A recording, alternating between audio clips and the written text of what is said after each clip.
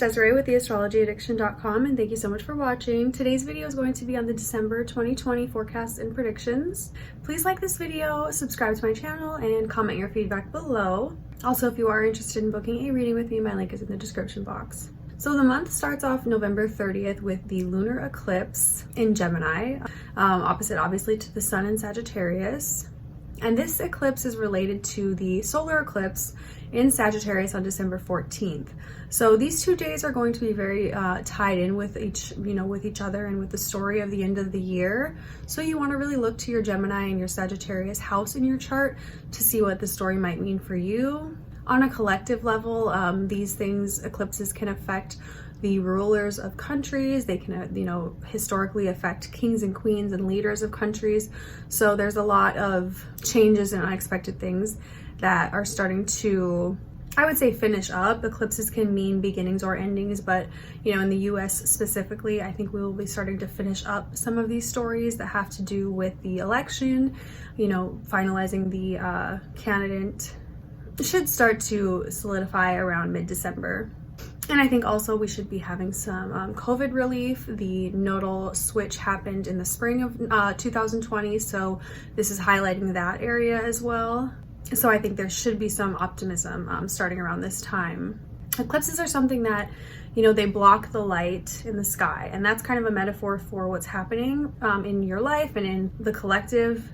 There can be like a light that shuts off so you can see something new. For example, if you have this room in your home, the light's always on and you never turn on the closet room. The eclipse right now is, it's turning off that living area room, but now you're opening up the closet and you have to deal with those things that are usually hidden and unseen. Now on December 1st, we have Mercury moving into Sagittarius out of Scorpio finally. So this brings in some quickness and some, I would say, even frustration. Fear of missing out can start to happen if people are not able to see their families for the holidays. More planning can start right now for fun parties and maybe things for 2021. I think people are starting to get more excited about, again, the optimism of the new year. Mars starts moving forward again after the retrograde. Now we have Venus moving into Sagittarius on December 15th, right after that solar eclipse.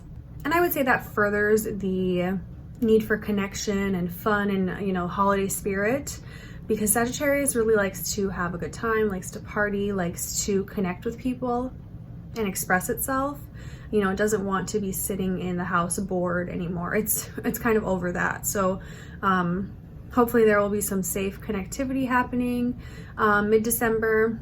And again, hopefully some positive things, potentially with vaccines or news about vaccines for the pandemic. Now we also have Saturn entering Aquarius, which is a huge transit that most people are aware of. For 2020, this happens December 17th, and we did get a taste of this from March of 2020. So something that kind of started to happen around that time, the spring of this year for you, might be a continued theme in some way in your life.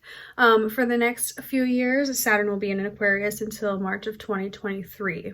So I think for a lot of people, there will be themes of, higher use of technology and the internet in their lives in some way or another. Potentially increased chances for people to be more isolated, more alone and serious potentially in their work.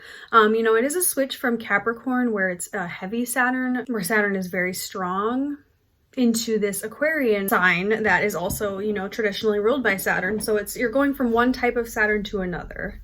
And I think that this, a beginning of this Saturn into Aquarius, will start to hear about, rules being rewriting rules in your own life and how you manage your life, even just experimentations of some sort. And that can be with rules or with technology or just in any way in your life. The first thing that comes to mind, experimentation with a vaccine, experimentation with the rules of the government, since we're getting probably a new political system here in the US. And it can also heavily affect travel as well.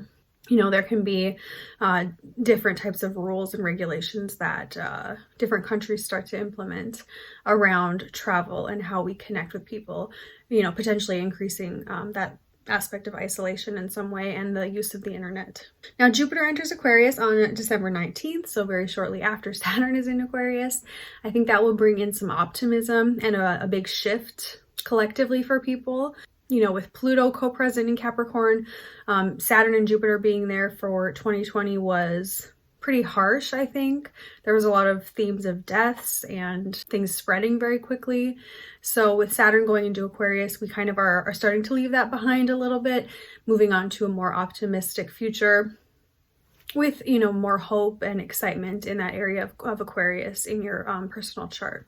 Now, December 19th, we also have the Sun conjunct to Mercury in Sagittarius.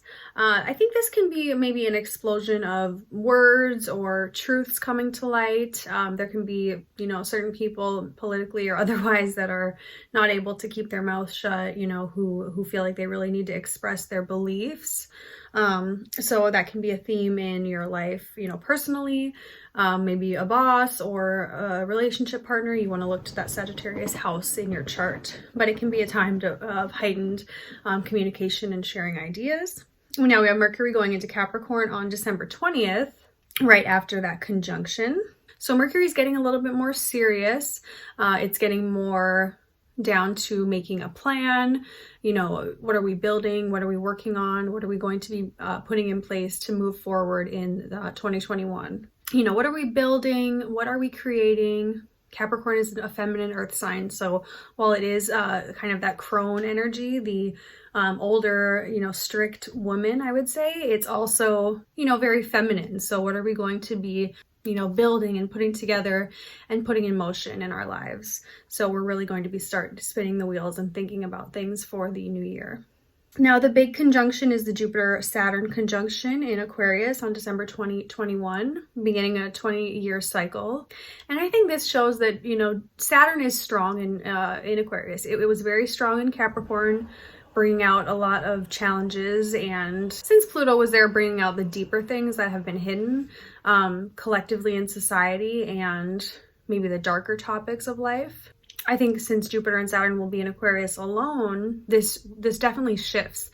There is more of a hopeful, experimental, kind of excited energy there, while Saturn still is limiting Jupiter's ability to bring in positive things and optimism and hope. And, you know, it limits its ability to expand and spread, kind of in that infectious way that Jupiter does. But Jupiter is going to be helping Saturn in these rewriting of the rules. And I think especially the internet's going to be changing even further than what we see it now. The internet was created, you know, as we know it in the early 90s. And so it's going to be starting its Saturn return, the internet. So, you know, definitely keep your eye on that. Now, December 23rd, we have the final Pluto and Mars square from Mars in Aries to Pluto in Capricorn.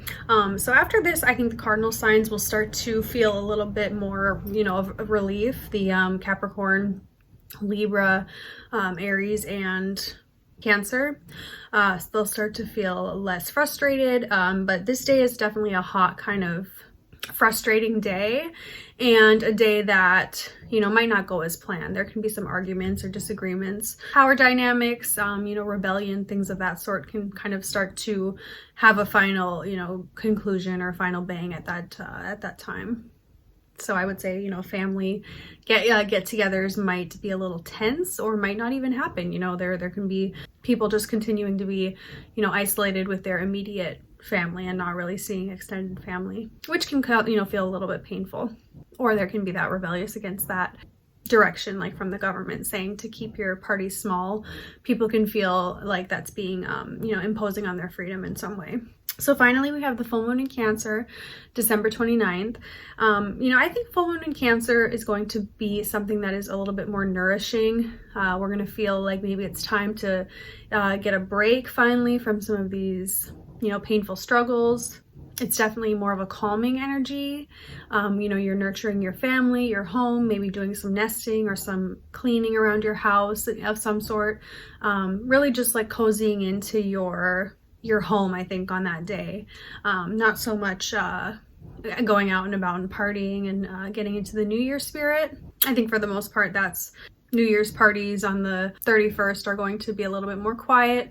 So this is kind of the start to that, you know, acceptance of, you know, maybe taking it easy, staying home, and, you know, nurturing your family and what needs to be tended to around the house. So I hope you guys enjoyed this reading for December 2020. If you have any feedback or comments, please leave them below. If you'd like to book a reading with me on your personal chart or what 2021 might have in store for you, please see my link in the description box. And thank you guys so much for watching. Have a great day. Bye.